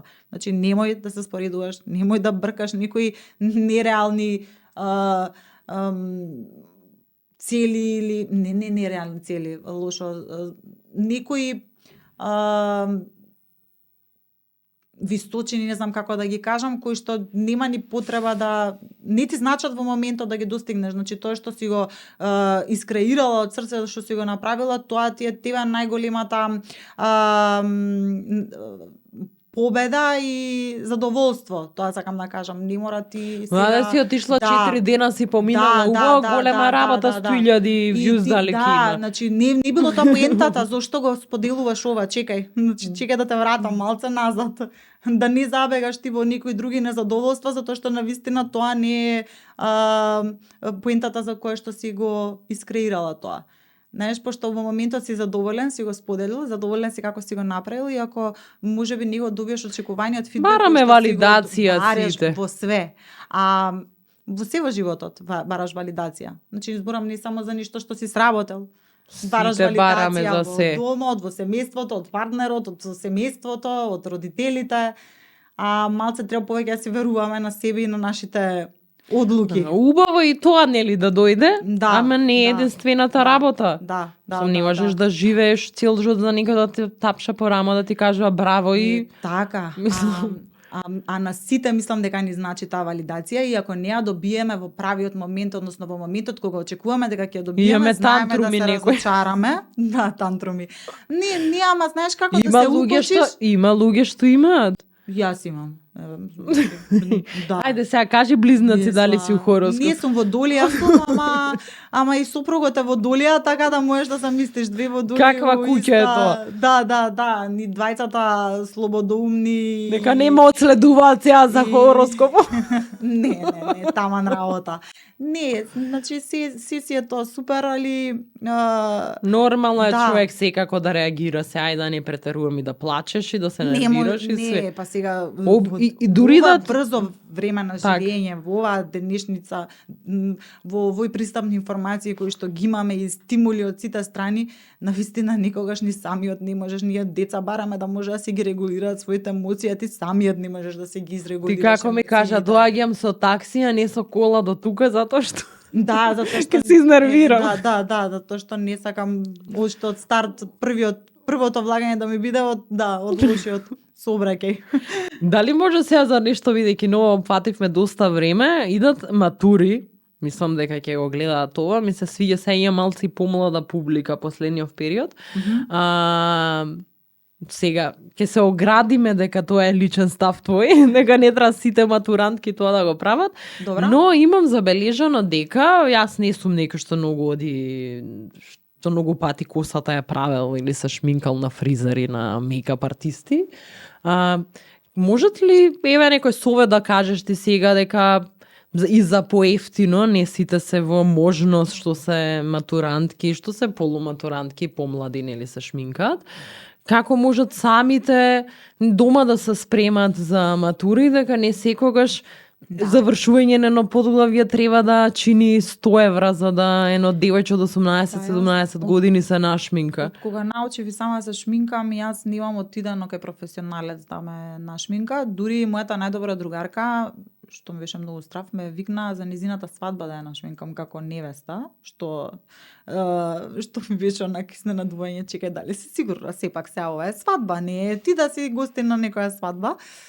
Така да, чим таа се одлучи на низината свадба, да добие од непрофесионалец шминка, значи мислам дека секој може да се одлучи да помине или и поевтино или пак самите да се нашминкаат.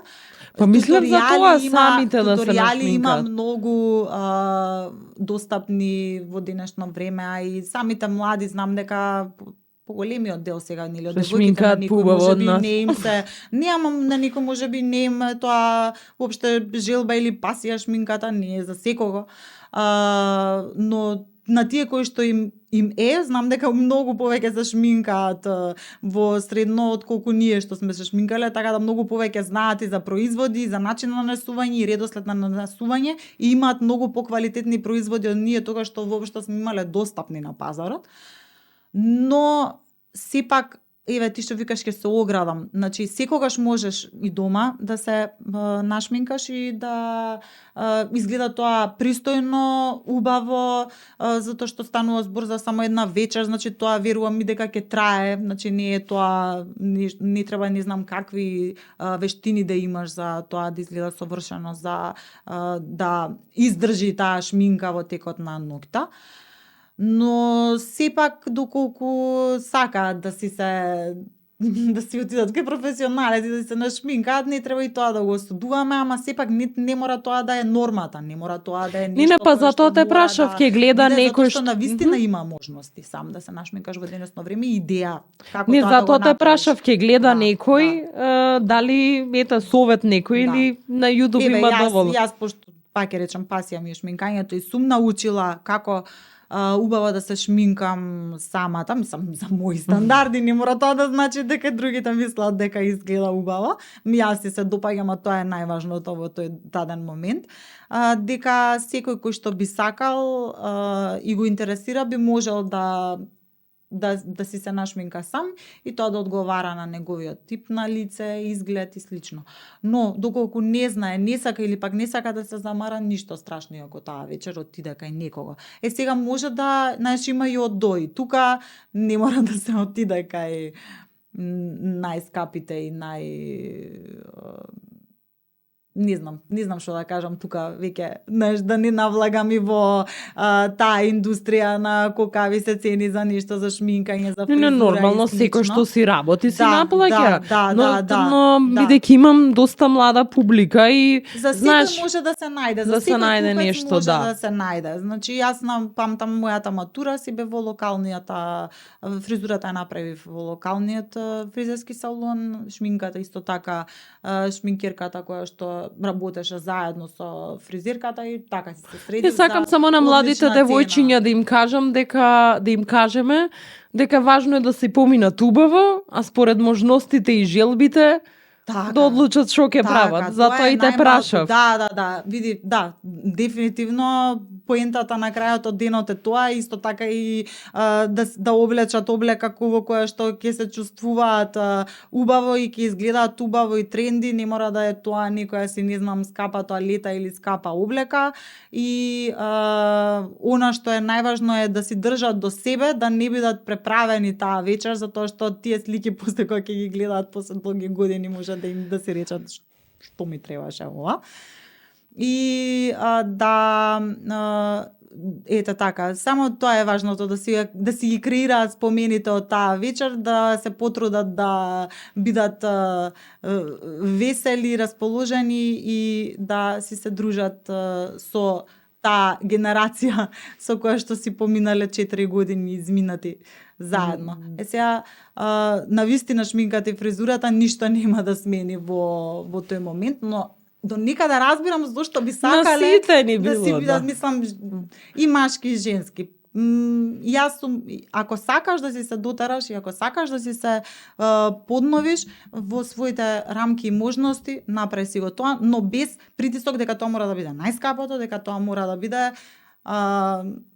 не знам, да биде огромен трошок и на семејството и на се останато. Значи, ете, тоа само тоа е најважно, мислам. Мислам тоа е најважно, да не се иде во екстреми, затоа што навистина знае да се иде во екстреми, да се задолжат луѓе за да може да се помине матурата. Тоа е, на крај 3 сати се и веќе во 12 цела коса ти е растурена. Знаеме сите по нас како оди, топло е, се потиш.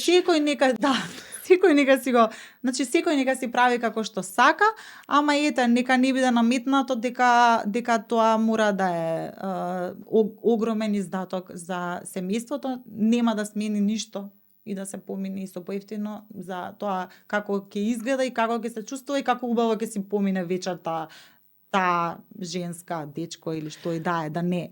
Ајде сега разлика. Пред да објавиш нови содржини на блогот, бидејќи нели идеите ги кажавме, мислам не идеите, побарувачката ја кажавме. Што е, мене сега ова ме интересира и сигурно многу што ќе гледаат, што ќе не слушаат, што е тренди оваа пролет, лето, што да купиме од Кармин и од Синк? Значи не брендови, ама што е тренд? Посветли, потемни бои. Па секогаш, види, секоја пролет, лето, сезона се користат оние, се користат знаеме со цветањето на дрвјата, со поубавото топло време сончево, да се посегнуваме по посвежи нијанси и бои, од потемно преоѓаме кон посветло, кон пастелно.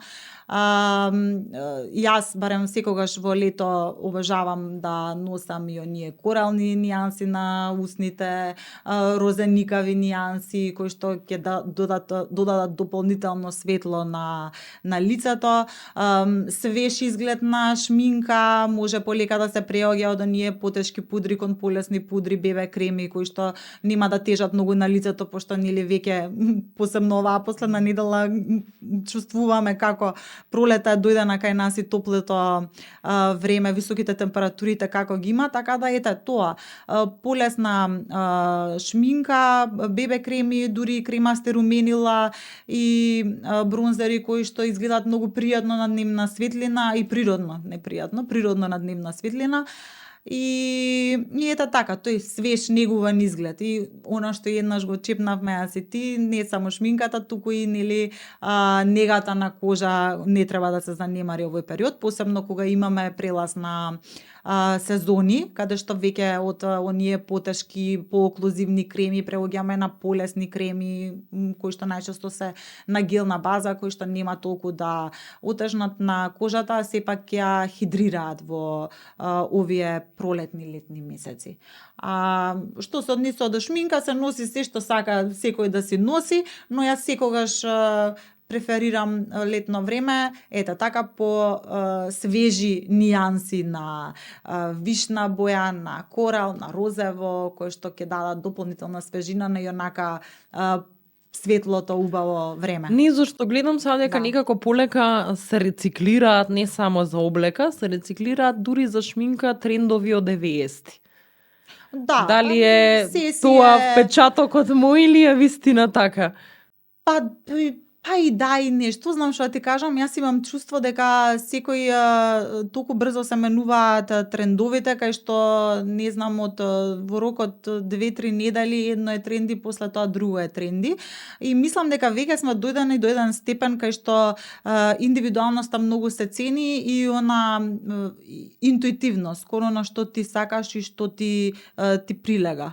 Јас мислам дека полека барем и нашиве девојки не одат толку тренди колку што она што сметаат дека на нив им прилега на нивното лице и така има и доста што веќе не се шминкаат. Доста едукација, па да, затоа што таа no мејкап рутина, односно шминка да изгледа како да се нема ставено шминка, мислам дека последниве години доста актуелна, особено после корона времето каде што нели не се користеше многу шминка затоа што никаде не се шеташе и остана тој тренд.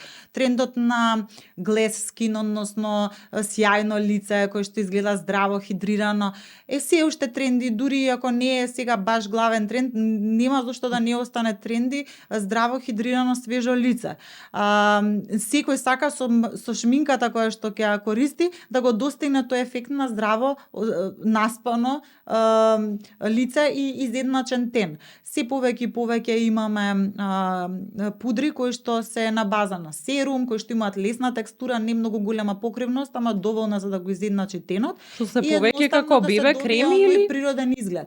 Па и знаеш, оние како со пипети што одат течни пудри, кои што имаат доста пигмент во нив, кои што ќе го изедначи тенот, но имаат и состојки кои што ќе дадат нега на кожата. Како SPF кремите, некои што се пигментирани, јас некоја таква има вкупено и баш ми го покриваше лицето како пудра да јам ставено. Исто тука секако би го, пошто не би била скинкер блогер, односно блогер за нега на кожа, ако не кажам дека нанесувањето на SPF крема на вистина е најголемиот пријател на сите, не само на жените и на мажите, секој ден во годината и најефикасната антиејџинг состојка дефинитивно, затоа што не само што ни го штити лицето од старење, го штити и од не дај Боже некои несакани болести кожни, особено вакви лета какви што имаме, па и дури пролет. Да. Значи сончевото зрачење станато толку штетно ќе станува уште поштетно низ годините, така да таа заштита на сонцето, таа заштита од сонцето навистина е потребна и веќе она порано дури јас порано сум се сончела, не сум ни ставала креми, мислам, и се уште лечам последици од тоа, посебно во овој дел тука, значи кај вратот, тука највеќе се забележуваат оние хиперпигментации кои што стануваат од сончањето и малце пособрана кожа, од дехидрирана, која што со годините и покрај тоа што интензивна нега и давам, се уште се гледа дека и треба дополнителна регенерација. Така да се што се става да не се заборава лице, врат, деколте, значи сето тоа треба да се покрие. Ма тоа веќе видов дека на многу им станува навика што баш е супер работа. И заштитен фактор ме повлече со бебе кремата, затоа што ќе кажат во бебе кремата имаме SPF заштитен фактор. Не е тој доволен за да можеш да имаш заштитата од тој заштитен фактор, затоа што ќе треба да ставиш многу голема количина од таа бебе крема што ти сигурно не ја ставаш на лицето. Ама гледам сега дека има доста и кај нас се продаваат и неколку такви, особено летно време користам со поголем. Има пигментирани SPF има точно креми што се пееска заштита и на лицето кое ќе ги ставиш, особено на некој што, еве да речеме, јас немам толкави подочници секој ден или некои посебни проблеми со кожата и изгледа баш како пудра да си ставил летно време. Не, па ќе ти го изедначи тенот, ќе ти неутрализира малце лесно. И додади малце коректор ако сакаш на одредени делови на лицето да ги прикриеш, имаш акна или малку поизразен подочњак. Со многу таа минимална корекција на лицето и минимално користење на производи, веднаш можеш да добиеш поосвежен изглед. А тоа е она што се бара и тие се тие брзи начини на спремање на кои што многу малку треба, одма ќе се осетиш поубаво во својата кожа и кога ќе се видиш ако ти е чисто лицето, ако имаш некаква рутина или што ја практикуваш, јас сум забележала во денови кога ти е најубаво лицето, нели да не забораваме PMS патување кога ќе се појават акни секако. Само со коректор на подочници на некоја акна, ставаш римели кармини, ти си среден.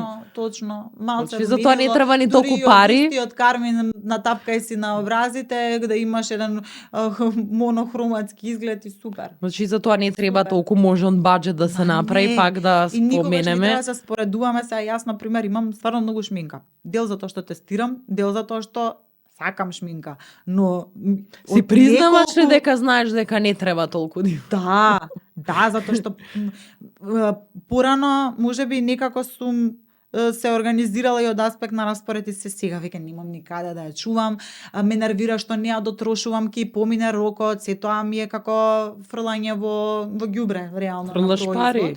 Ама сега веќе почнав да делам на колешки, сестра, мајка, свекрва и се ослободувам на време за да не се почувствувам дека нешто отишло така без врска расипано, а не искористено.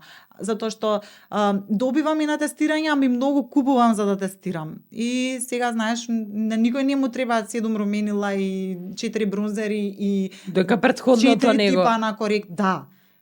Одна основна. Јас се излечив од таа болест, ако може да ја кажам, затоа што јас шминка не, ама креми, серуми, но време имав претерано, прво што ги фрлив помина рокот. Да, не можеш да ги дотржиш. Друга работа не ти треба во секој момент се. За тоник ваков, и сега, буквално, и од шминки, и од креми, имам тоа во моментот што ми треба. Имам еден тоник, имам едно руменило, еден римел, и кога ќе се потрошат, ќе ги фрлам и ќе си купам нови. Точно. Ама борба беше. Ама тоа ти е сосема доволно и, например, кога веќе си ја правиш и таква минималистичка колекцијата, можеш и да си потрошиш, значи можеш да си пари, оправдаш. Не купуваш 10. Така, можеш да си оправдаш и нешто да е поквалитетно и да ти е повеќе мерак да дадеш пари. Си дал повеќе пари, кој ќе видиш, ама не се одеднаш. А и ништо, ама пак прво не ти е overwhelming, не знам како да го кажам на македонски, не те оптеретува толку, не ти дава притисок, не ти прави дека се мора да се стави на тебе, дека се мора да се дотроши, се мора да се знае како да се употребува и слично. Една убава колекција на некои основни производи, секогаш фино да се има. Те прашав исто и за цената, затоа што имаше една многу убава колумна на колешка од Србија, на Слободна реч се вика порталот, тие се од Врања, регионален портал, имаше дали тој природниот изглед што сега се практикува доста или каде што многу малку шминка се става акцент на негата на кожа, ќе значи дека индустријата што е, нели, не шминкерска, како се со англиско во... За декоративна козметика. Да, за декоративна козметика, значи со англиски и македонски за некои работи сме сите крш, значи јас сум новинарки и срамот. Ама мислам дека на сите веќе ни е во глава како да кажем, попара, каша ни е све. Дали уствари таа цела индустрија на декоративна шминка, бидејќи е презаситена, може за многу ефтини пари да се најде некој молив за очи, кармин, сенка за очи и така натаму, па направи од друга страна козметиката за нега на кожа да е многу скапа, бидејќи сум забележала од дел од работите што ги користам, или некои што се уште многу повеќе скапи, а што се кажува дека треба да се дел од твојата рутина, па го наметна трендот на природна кожа, затоа што сега кармин можеш да купиш за 200 денари, да бидеме реални. И поевтино, еве 200 денари, некој поубав, да речеме. Просек, ајде.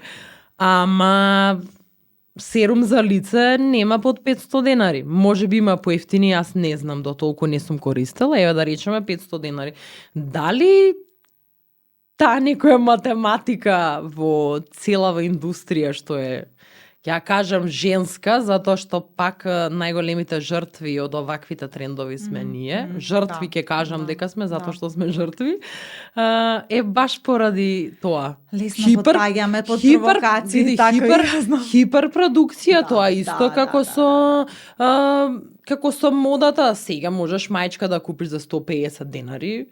Хиперпродукција има секаква, нема квалитет. И сега дали исто се деси со шминката и козметиката. Ќе ви кажуваме да изгледате природно, затоа што ние немаме како производители ќар од кармин од 200 денари, ама од крема со не знам какви пептиди ќе ти земе 5 пати повеќе.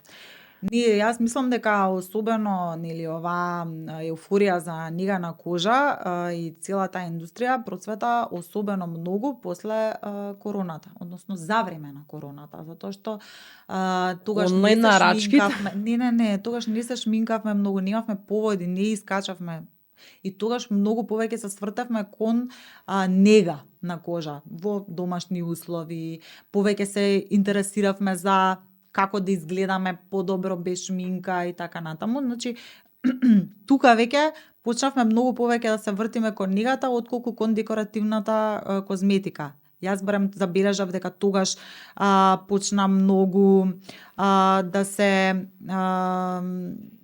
форсираат ете серуми, зависи секоја година имаше некоја различна состојка која што беше хит, ако една година беше ниацинамидот, друга година не знам хиалуронската киселина, трета година повеќе на ретинулите се обрна внимание и така натаму. Мислам дека особено за време на пандемијата многу сите се свртевме кон таа нега на кожа, затоа што бевме дома и имавме време за тие рутини да ги правиме, селф-кер рутини, масажи и се останато. Имавме повеќе време да се едуцираме за таа нега на кожа, а немавме потреба да се шминкаме, да ставаме кармини со користење на тие маски каде што секаде ги носевме, а и немавме повеќето работевме од дома, немавме каде да се дружиме простори, така натаму. Така да, особено после 20-та година се забележа тој порас на таа индустрија за нега на кожа и нејзина да речеме актуализација, односно да стане доста хиперпродукцијата да се забележи. Исто така со тоа што голем дел од корејски производи кои што нели ги купувавме од YesStyle, со појавата на короната се прекина на достава нели од Кина во Македонија и почна да се отвараат локални компании кои што нудат корејска козметика, а корејска козметика веќе почна да зема замав кај нас од аспект на тренди, како да се има рутина од 10 чекори да се користат и тонери и серуми, да се има хидрирана кожа, изедначен тен и така натаму. И со самото тоа што стана таа козметика подостапна кај нас на локално ниво, уште толку се интензивираше на потреба за едукација како да се користат тие производи, кој тип на серуми да се одберат, за кој тип на кожа и така натаму. Предпоставам дури и можеби нешто соодветствува со моментот на нели кој тип на генерации се поактивни на социјални мрежи, каде што веќе почна полека да се вртиме и ние со текот на годините, со потреба нели да гледаме дека негувана кожа на вистина ни значи, затоа што она што е како база е многу треба правилна едукација. Да, една шминка нема да ти прикрие нешто што ти претходно со негана кожа би можела нели да си го решиш, нели ако имаш убава основа, шминката ќе легне безпрекорно во секој случај. Така да мислам дека дури и типот на, односно годишната колку години значи се активни на годишната рамка на активни корисници на социјалните мрежи кои што се интересираат за негана козметика повлече до тоа се повеќе да се актуализира на социјални мрежи, да се зборува за неа, затоа што потребата за едукација се зголемија, со тоа и понудата. Со тоа што многу падна декоративната козметика, сите се префрлија на бебе креми, на лесна шминка, не креирање, произведување на производи и воведување на линии за негана кожа. Ке видиме до кога и овој тренд ке трае, знаеш како. Мислам дека нема да се... Затоа што сега скоро сите, знаеш ти повеќе, многу брендови што претходно не правеа таква козметика, сега вадат серуми, сега вадат тоници за лице. Знаеш како ќе трае, затоа што има побарувачка. Ќе видиме до каде и во која форма, затоа што е релативно многу ново. Затоа што јас би тргнала од себе. Значи јас откако ги видов бенефитите на користење на и имање на една конзистентна рутина на негана кожа и откако нели осознав кој тип на состојки, кој тип на производи мене ми прилегаат и прават нели мојата кожа да изгледа поубаво, похидрирано, почисто, јас не би се само би го надградувала тоа моје знаење и таа моја рутина и би ја менувала соодветно на годините, затоа што секоја година си носи нели секоја доба си носи нели своји потреби и тип на состојки кои што поише би ни прилегале. Така да, затоа мислам дека само ќе се менува во одредена форма, но дека ќе... Важна е едукацијата, затоа што ги спомнавме скрос на почеток ретинолите. Исто така има многу истражувања периодов од американски институти тука кај нас во Европа, во Лондон, каде што се забележува дека генерација Z старе многу побрзо од нас. Поради прекумерна употреба на козметика, што на 35-40 години некои состојки и работи треба да ги користиш, но не и на 16 години, не на 15 години, каде што некои девојчиња за прв пат добиваат менструација и каде што тука голема улога треба да играат и родителите, затоа и нивна треба све заедно. Се заедно, затоа што е ново. Јас ти кажав, јас бев опседната со купување на тоници. Моето лице пред 2 години изгледаше Јас не имав бубулици во средно. Ама пред 2 години се имав на моето лице од купување на све што постои. Затоа што ќе видам кај некој тебе ти помогнало за кај капаците кожата, на некој друг на вратот и ти купуваш секако будала и ставаш се на лицето и мене лицето како тогаш никогаш полошо не ми изгледало. Јас се чудев од што. И сите сме биле како од што? Сите сме биле жртви на тој маркетинг. Затоа е важно се заедно, нов тренд е. Јас кажав, значи имаш еден период кај што се ставав на лице и се чудев зошто ми е такво какво што ми е. Се додека не си ја најдов вистинската минимална рутина. И треба и да се надокнади, затоа што гледаме како креатори на содржини, инфлуенсерки и да немаат филтер, нели веќе на сторито дозгора пишува филтер ако користиш некој, кога снимаш видео. Но ако си нешто ја никогаш знам со хаштаг да пишам нов филтер за да знаат дека во моментот тоа што го гледаат тоа, иако и тоа не е толку без филтер, затоа што во денешно време самите камери на телефоните имаат филтер. Ама ни другата работа е прават да изгледа по треба да се каже ако нели ки скочиш на улица само со коректор под очите и нешто минимално и карминч или сјај. Мина некој што нема врска ти ќе му изгледаш како да си без шминка, затоа што и мене сум се чудела како некој жени викаме како бе волко е стакло во лицето, јас не сум. Треба и тоа генетика и ама треба да се различен тип на кожа, не може да очекуваме ние тие фотошопирани, ние сакаме кожа или шминка на фотошопирани слики што ги гледаме на Инстаграм, а секоја кожа има пори, секоја кожа има текстура и ниедна кожа во живо нема да изгледа така мазна и фотошопирано. Има многу тестирања во живо во лајфови на многу инфлуенсерки одредено, каде што не можеш да ми продадеш крема за околу очи ако имаш филтер или ако претходно коректор си ставил. Затоа што са бајле ако ти пратам слика, страшно. Косите ние, нели? Прво осветлување само каква колку менува осветлувањето. Да, значи осветлување, јас ако си позади светлината, и знаеш од кој јагол како изгледаш. Да, бидеме реални. И јас, значи што ќе пласирам на социјални мрежи, од 10 слики си имаш сликано така. Најубавата ќе си ја одберам затоа што никој не сака во најлошо светло да се прикаже на социјални мрежи кај што е на удар на голема публика. Мислам, дури да не си на удар, никогаш не сакаш да си ја прикажеш својата најлоша верзија. Сакаш да си ја прикажеш својата. И со детето ставаш слики кај што е насмеано, не претходно 20 пати кога си викал те молам стани од да искачам. Па има една инфлуенсерка што многу си ја сакам, која што ја прикажува баш онака реалната состојба и на мајчинство и на родителување и на се. Значи буквално си го слика, ќе си го покаже детево таква расплакано се и сега се смее, се збори еве вика ова е 5 минути после тантрумот кој што го имаше и сега имаше некоја заедничка слика направено и ќе си мислиш леле види ги овие ручек заедно детево толку мирно демолирало куќата пред. И после имаш онака бефор слика, еве вика како беше пред 5 минути. Значи не се споредувајте, не се залажувајте, едноставно секој со својата планина тежина и не сте вие навистина не треба да се споредуваме сега, ова беше банална споредба за мајчинство или за ништо, ама за било што. Па нема повеќето што имаат на Инстаграм профили што креираат содржина и да не им е тоа главна и да не им е главна работа и да им е хоби како што ти е тебе.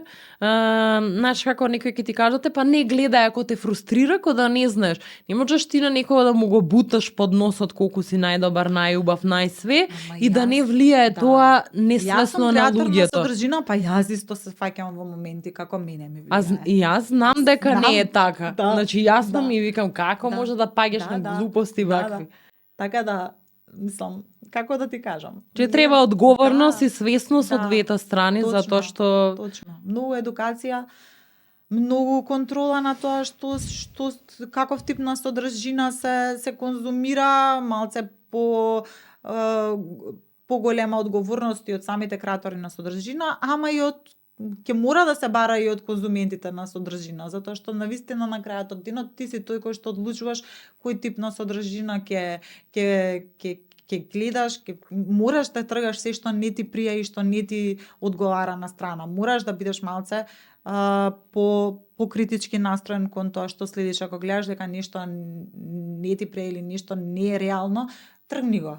ако во моментот не ти прија за да ти влијае некако на тебе психички, ментално или Ето тоа како совет да го кажеме, затоа што не се свесни сите сега реални да бидеме. Има и јас периоди сум тргала, посебно мене знае тригер да ми бидат згодни тела и нели слаби и фитнес и мене ми е се тргнато затоа што јас цел живот се у принцип се борам со килограми. Јас не сум се цел живот имам.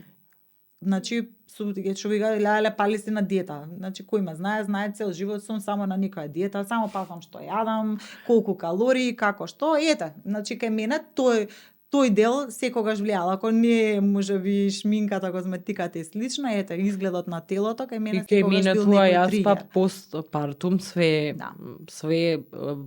блокирав. Не блокирав, одследив, unfollow ставив, мислам, за моето здравје беше тоа добро, затоа што јас имав другата крајност од тебе, можеби мене ми влијаело порано како изгледам, дали изгледам. Мајка ми беше цело време на диети, иако не морала. Јас бев од тие што сите не ги сака, затоа што ја јадев све и бев многу слаба. Ти беше од тој. И сега наеднаш као луѓе мене ми викаат, па заследи, овој вежба, овој прави ова, викам, луѓе, јасно ли ви е вас дека јас сум човек што бил секогаш слаб и што јадел по кило леп на ручек. И нормално дека ти влијае лошо кога некој ти вика ова, ти што го кажуваш. Јас имам другарка што е цел живот на диети, она вика јас од денес сум на диета. Викам, луѓе, мене не ми е јасен концептот на нејадење. Не можам да ви објаснам. И ја ги одследив сите затоа што мене ми прави грижа на совест. Викам, сега женива не се мрзи. Ја не можам ли еден месец да не јадам? Ама не можам. Да. Не, па види, знаеш, јас кај мене ме фрустрира моментот што јас порано сум можела да не јадам и тоа да функционира, а сега не можам. Затоа што бајда веќе си созрел и сваќаш дека нели тебе ти треба гориво да преживееш и дека зашто иначе со сите обврски ќе паѓаш по кај стигнеш. И сега веќе тука ми е онака борбата да си го најдам балансот на тоа што ми треба, каков тип на исхрана и физичката активност која што реално ми е неопходна затоа што ме боли грб, врат, се ме боли, значи стварно ти неопходна ти е некаква физичка активност, затоа што сакам да сум на оваа земја што повеќе години да се искусам. Така да навистина сум фокусирана на тоа да внесам многу поздрави навики од аспекти на исхрана и од аспект на движење, но во моите можности во моментот, значи и колку имам време за готвење и избор на намирници и време за движење. Еве сега секој ден гледам да воведам рутина на вежбање секој ден, ама вежбам 10 минутно видео за вежбање. 10 минути на ден. И јас се осеќам како да сум направила не знам што, зашто супер леле сум чкртнала денеска, сум извежбала 10 минути. Ма доволно е за да те внесе во оној флоу на секојдневна физичка активност, па после ќе си го зголемиш на 15 минути, на 20 минути, зависи колку време имаш, пошто јас сега имав одбивност да почнам со вежбање затоа што немав некако прво се осеќав многу млитаво, немав сила и не можев да додржам до крај на еден тренинг, ама сватив дека бирам тренинзи кои што старт барат многу експлозивност од мене. И јас тоа го правев. И сега иде си полека, помалце со растегнување, со некои лесни движења и се, малце да ја вратам силата, па после да можам и нешто поекстремно. Пошто иначе вака се исцрпував, ќе ми биде интересно една недела и после ќе се вратам пак на нешто старо. И сега веќе горда сум 3 недели поред секој ден. Па 3 недели е баш навика веќе. Да, ми влеза во навика и сега дури онака чекај и само си продолжувам уште 5 минути плюс или ќе најдам уште едно 10 минутно видео и не сум осетила 20 минути нешто сум извежбала. И така да ете тоа исто нека биде нешто е подобро од да. Седење и не правење ништо. И гледам следам профили кои што повеќе ме едуцираат од исхрана на тоа како да комбинирам намирници во текот на денот аспект на макронутриенти кои што треба да ги внесам. Нормално си нашла нешто на твоето тело што му одговара. Здрави диети. Да научам нешто што мене ме одговара и да не ме дуе и тестирам и така се сум таква некоја фаза. Што мислам дека никогаш нема да заврши. Фала ти многу и многу е важно нешто на луѓето што им изгледа совршено на социјални мрежи, особено бидејќи ти таму си присутна, убава нашминкана, секогаш насмејана, не дека не си и вака, ама тоа е мал сегмент од денот, тоа не е цело време и затоа е важно да зборуваме за вакви работи, особено со жени и за жени би кажала. Да. Фала ти многу, многу си поминав убаво, се гледаме секако низ град. На покана, да. Баш ми беше, ова ми е прво видео подкаст гостување, претходно аудио гостувавка Елена Джибар. И си поминав прекрасно, разговаравме малце повторно за неги убавина, ама на малце поразлични теми од аспект на мајчинството. А тука баш ми е мило што фативме доста различни теми. Затоа те прашав за кафе. Грузија. Да, ма гледаш ни вода не ми дојде да се напијам, така да добро е. Затоа те прашав за кафе. Јас сум човек што многу зборува, така да подобро прекиниме ако нешто треба, пошто знам да скокам од теми на теми како што и се забележа во текот на подкастот. Си направивме муабет. Да. Неформално убаво се подруживме. Фала ти уште еднаш и поздрави по дома секако. Обавезно. Фала ти.